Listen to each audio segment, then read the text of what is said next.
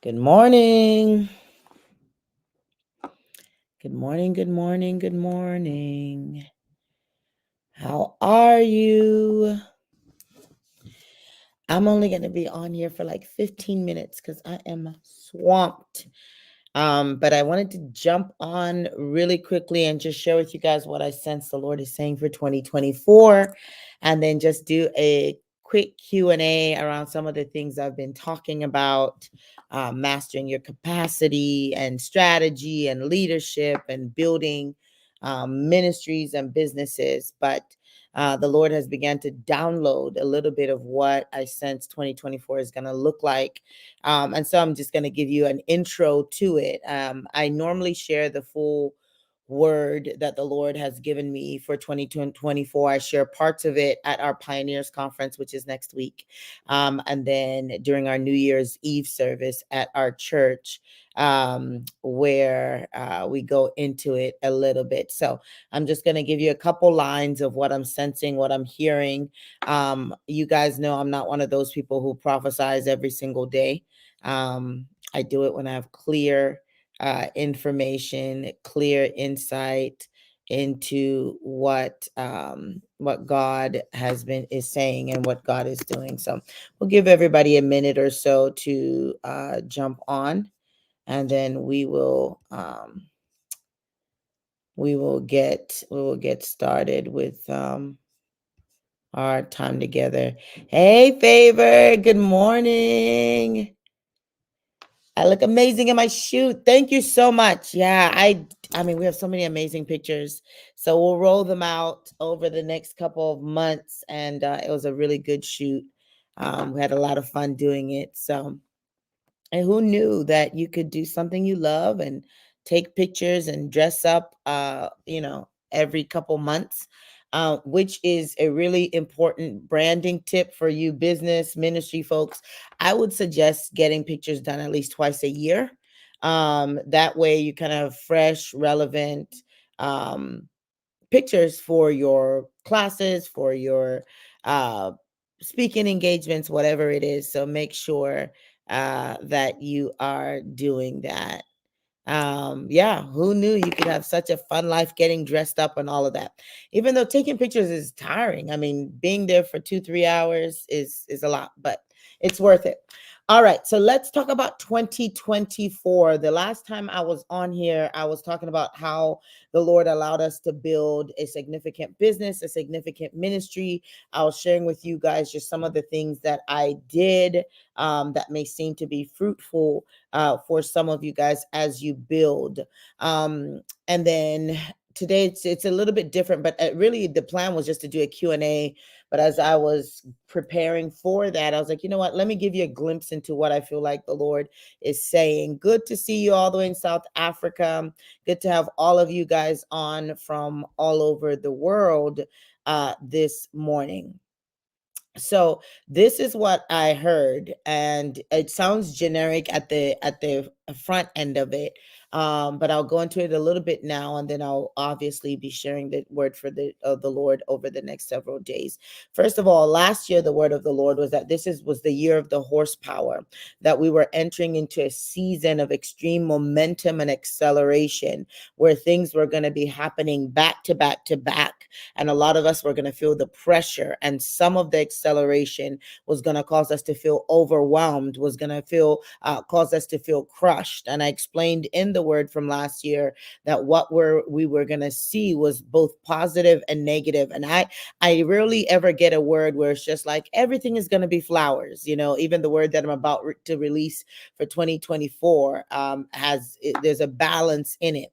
And so I've gotten many testimonies from you guys. Someone said this year has been ridiculous. This is the year of the horsepower. People have been just emailing me. I even forget certain words I release. And then people are like, remember when you said this, right? Yeah, 2023 has been rough, a lot of turbulence. A lot of people have experienced turbulence. I've experienced a lot of rough patches, but they've also experienced a lot of growth, a lot of stretching, a lot of capacity breeding. I think a lot of times when we think of the will of God, we think that it's not going to be painful.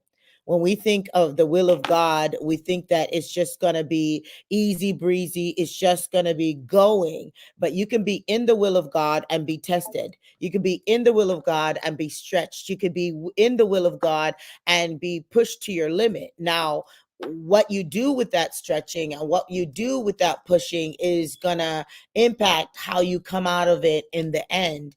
And so for this year, what the Lord is saying is that 2024 is the year we've never seen before, the year we have never seen before. And of course, it is a year we've never seen before. We've never been in 2024, right? But that's not what he's saying. He's saying what is getting ready to happen in this year are things that we have never seen before, that we are entering into another 4-year window. 2020 to 2024 was a window. And if you had read my 2020 word, I talked about the door within the door, and the years from 2020 to 2024 ushered us into a door, right? With the pandemic, it ushered us into this wide open space. It ushered us into where the internet became so broad, online courses, online businesses, online church, right? This wide open space, which opened a door to AI, opened a door to just expansion of millionaires into the world.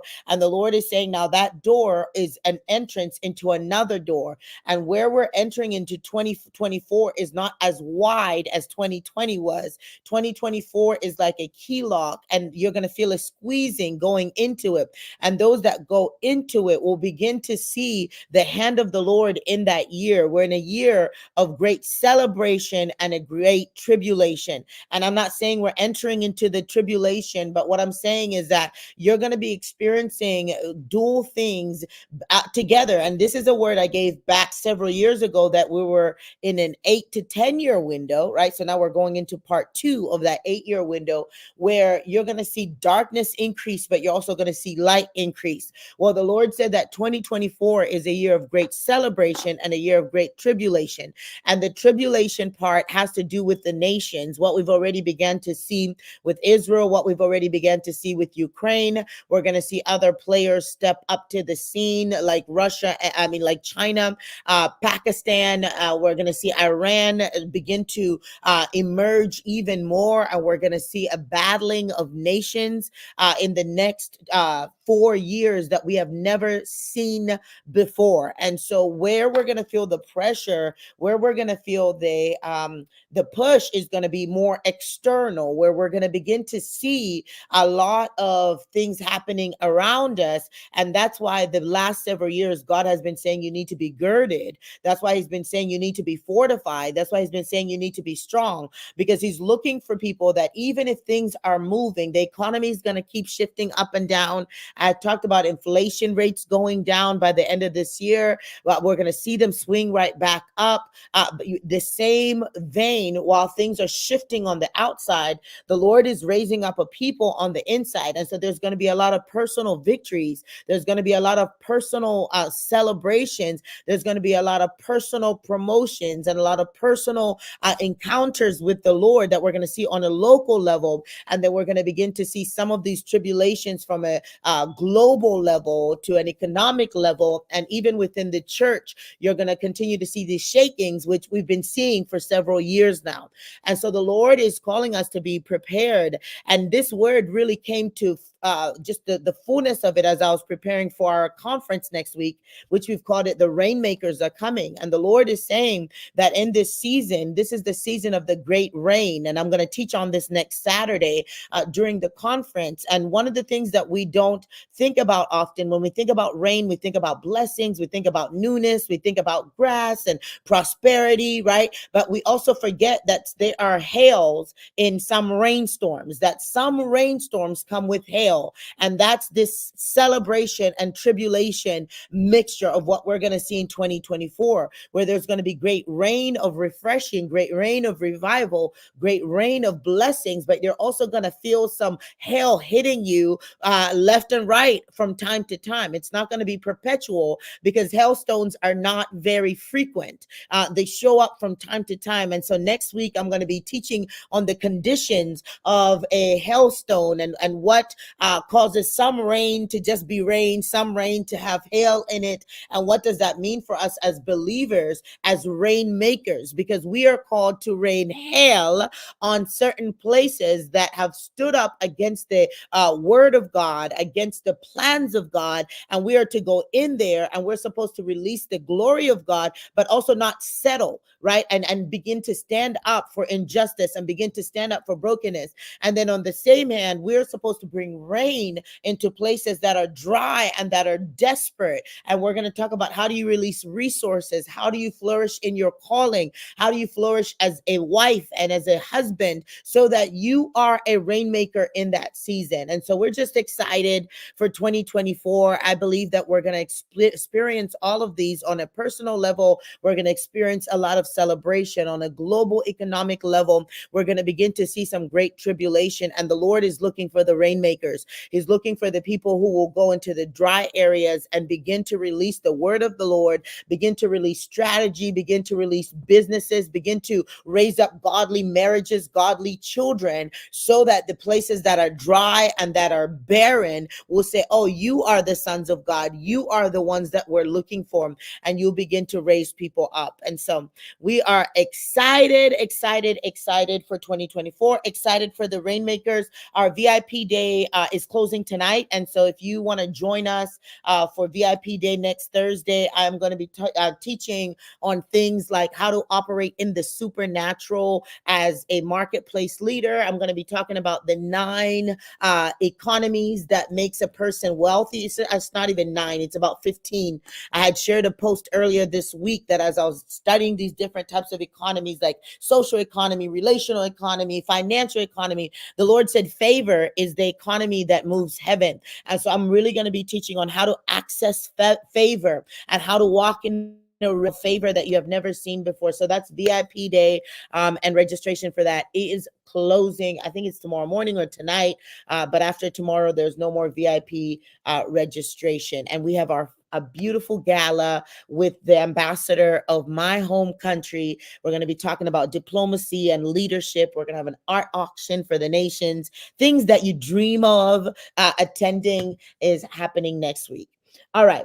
Let me take some questions. What I had planned on doing today was just doing some Q&A on leadership, on business, on ministry, on balancing it. So you can drop your questions in the chat. Just put #Q. I know a lot of times when I go live, I'm not able to take all the questions. I know last week I had to jump off and there were questions upon questions. So I wanted to do another 10 minutes or so answering your questions. Just put a #Q in the chat and I will take your questions around what God is doing.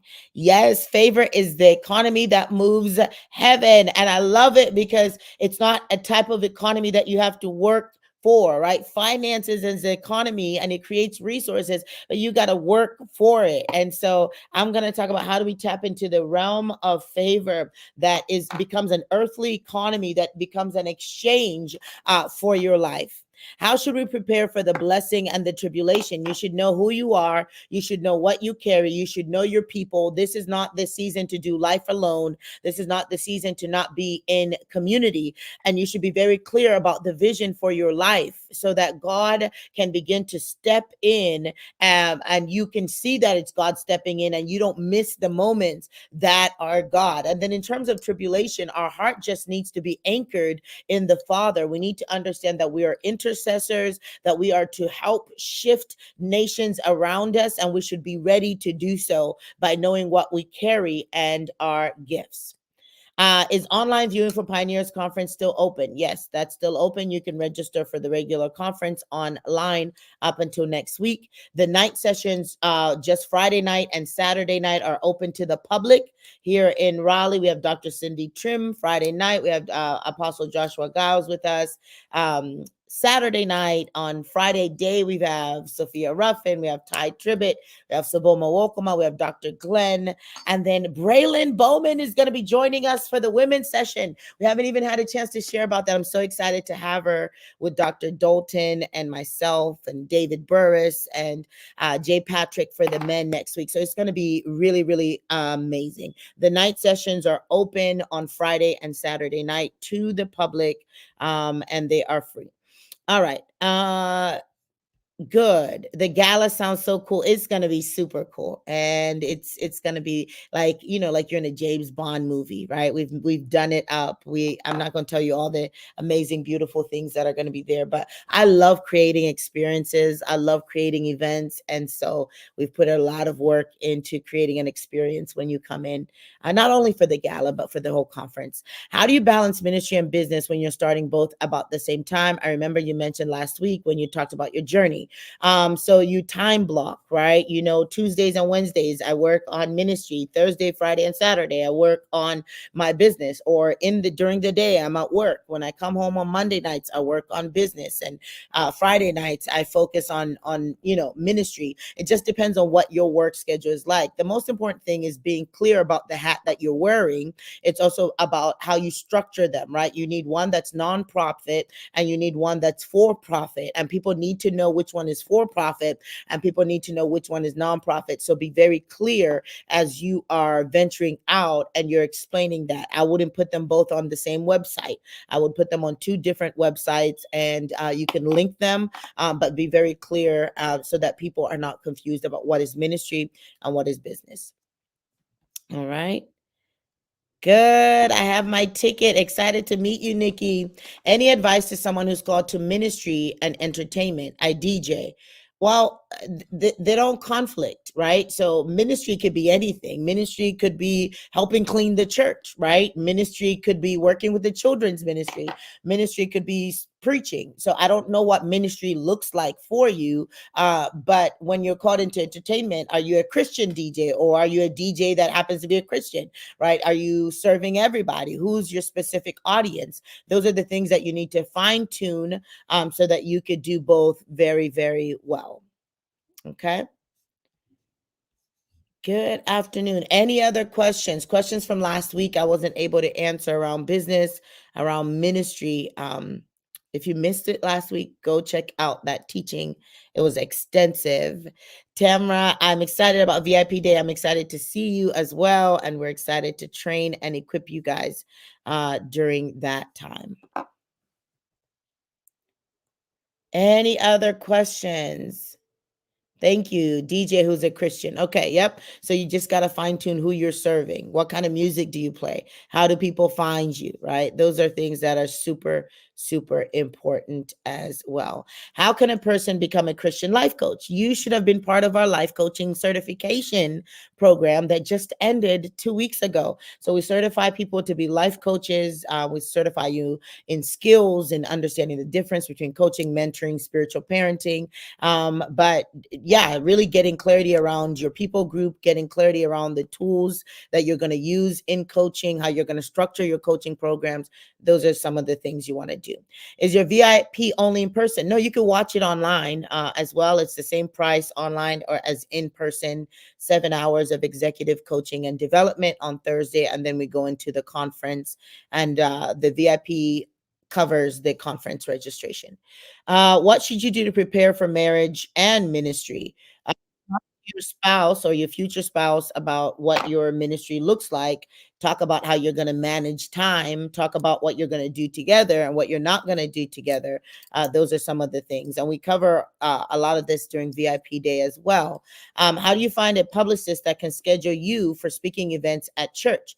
Can you suggest a publicist? So that means that you have money, right? And you're willing to pay someone to be looking for places for you to speak. If you don't have that kind of money, then you need to find the places yourself. And you do that by being present, by showing up online, showing up on your posts, by hosting events yourself and inviting other speakers that may be able to hear what you carry. And then when they hear it, they say, this is amazing. Let's bring her to our events. And so there's a way to create a platform where your voice is being magnified and you don't have to pay people for it. Generally, people begin to pay for publicists or literally agents when maybe they've gone to a certain level and they can't go beyond that, or they want to be thrusted faster. I don't know anything about a publicist for speaking engagements because I've built my platform, but I'm sure they're out there and they will do the work for you as long as you have the money to pay them. Is there a technique or wisdom in finding your tribe as far as church or spiritual parents? Yeah, just what are the 5 most important things that you need right now?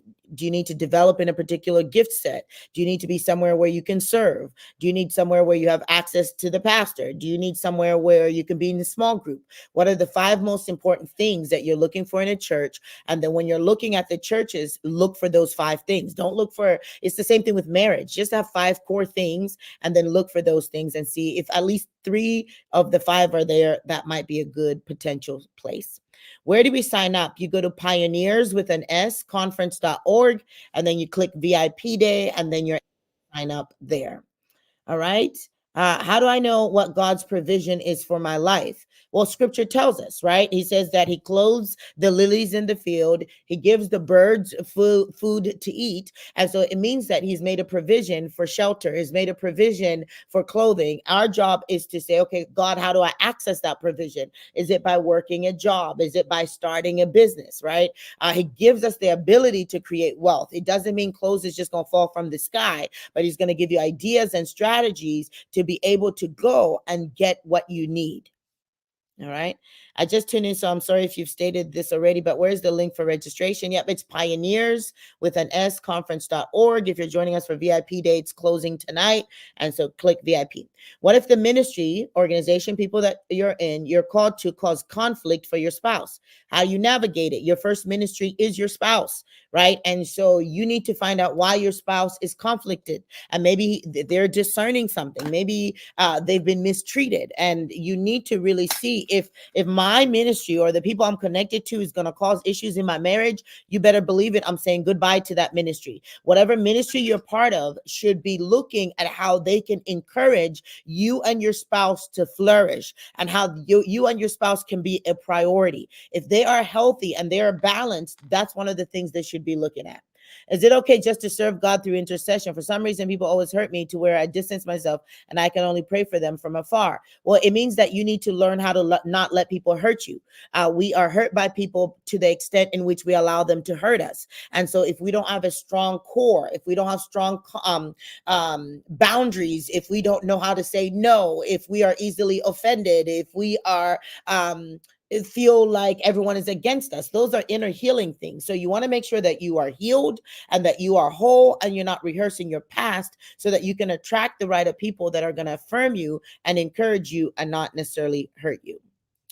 I appreciate you, Dr. Faith. My life is enriched because of you. If you pay for the conference and VIP day, can I get the recording? So you don't need to pay for both. When you sign up for VIP day, you sign up for the conference. There is no recording. It is a live event. We will sell the replays to everybody who attends 2 weeks later, and you can just buy the replay if you know that you are not going to be attending it live, or be in the Zoom room. Like, it's literally happening right in front of you and you're watching it throughout the day. All right. How do you navigate selling a current business? Should I consider secular buyers? How to sell a business if it has great potential, but it isn't profitable? Well, you're not going to be able to sell it if it wasn't profitable.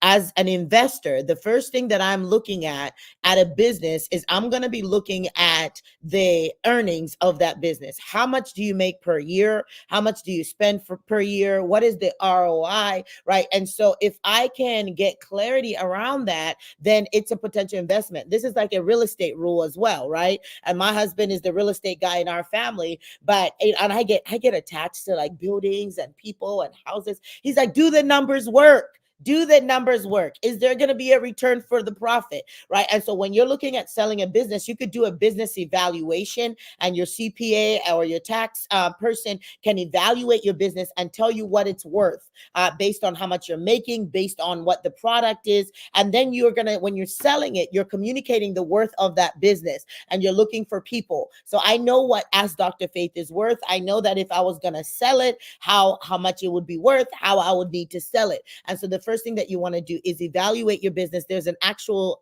finance term for that is skipping my mind right now. If you know it, you can drop it in the chat, where you get a clear evaluation of how much your business is worth. And most people want to make sure that it is going to generate a profit before they purchase it. All right. I don't have the money to hire a publicist. Is it okay to call different churches and ask for the church manager? No, no one's going to hire, no one's going to bring you in to speak if they don't know you. No one's going to bring you in to speak if they've not heard you, if they haven't seen how effective you are. So the best thing that you can do is be consistent, right? So be consistent on your own platforms. You can create some sort of video presentation and send it to churches, and maybe they'll be like, oh, okay, this is great. Let's bring them in. But you want to build relationships. You want to have your own events. You want to bring people in. And as you do that, then you're going to be able to start getting those invitations. How do I stay the course? Oh, you can also apply for speaking engagements. So there's certain companies, a lot of them are not Christians, but they give opportunities. They're looking for speakers in different areas. You can apply for those to do that. How do I stay the course when I face challenges in my ministry, but have the conviction I'm walking in my purpose? Guess what? You're always going to face challenges in ministry. Some seasons are going to be really difficult. Some seasons you're going to want to quit, but that's just part of ministry. So if you know part of ministry is facing challenges, then you move past those challenges. If you need to rest, you rest. If you need to be healed, you go get the healing, and then you get back on the horse and you keep it going. How long should I wait to sell the business once I become profitable? My question is, why do you want to sell it, right? Like, why would you want to sell it if it's profitable? If it's a profitable business, the first thing that I want to do is scale it, not sell it. I want to take it to the 6-figure mark. I want to take it to the $1 million mark. I want to take it to the multi-million dollar mark. So if I am thinking about selling my business, it's only because I don't have time to really do it and I'm not passionate about it. So if you don't have time and you're not passionate about it, then sell it. Right. But if you're passionate about it and you can scale it, then I would scale it. No, it's not valuation. It's a specific term that you use specifically to evaluate your business, but I can't remember right now. How do you check to see how much your business is worth? Your CPA does it. So get a good tax person and ask them to do that evaluation for you. What time are the night sessions? 7 o'clock at night. You want to get there probably 6:30 if you're coming on site. Thank you so much. All right. Bless you guys. I said I'll only be here for a couple of minutes. Look for the full 2024 prophetic word when I write it out, when we release it. And I look forward to seeing you guys at Pioneers next week. I probably won't be live, just coming live from there. And we'll take a week after that to rest. But I hope you guys make it a priority to join us, whether it's at night. At night, you can watch it at Legacy Center Church's page. But during the day and all of that, we would love to have you. How do you know the season of isolation is over? I'm so glad you said that, because my new book is out on obscurity and isolation and how to go from obscurity to purpose. And the goal is to have the book next week so we can sign it for you guys that are joining us at Pioneers. But you can order it from Amazon right now. It is available. The Kindle version is also available on Amazon. It's called Destiny Wars, and it will bless you, and you will learn how to move out of the season of isolation. What advice would you give someone who has allowed intimidation to keep them from moving forward into the things God has called them to do? Just get clarity on your why you shouldn't be afraid, why going forward is more important than being stuck and stagnant, and going forward. Just your why has to be bigger than your fear. Yes. Destiny Wars is now available on Amazon. Go get it. Let me know what you think once you have read it, or as you're reading it, tag me in your posts on Instagram and Facebook as you are reading it. It was a labor of love, and I'm so glad we were able to get it out. Will your other books be available at the conference? Yes, all of my books will be available at the conference, as well as some other teachings that we will have for you guys. All right. Bless you guys. I look forward to talking with you soon. Bye-bye.